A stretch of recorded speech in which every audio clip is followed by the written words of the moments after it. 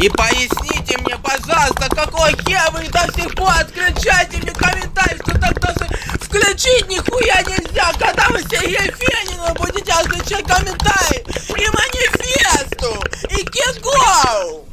Ссылку я оставлю в описании на эти каналы, но потом поставлю, но, наверное, нет, я, походу, забывший канал.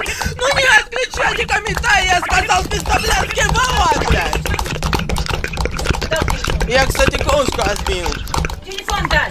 Вы можете не отключать комментарий? Хуля, что это за пиздоблядская музысоебщина? Охуевающая собственно, не ебучести. Не отключайте комментарии, я сказал, пиздоблядский баллон, блядь. Я не падла.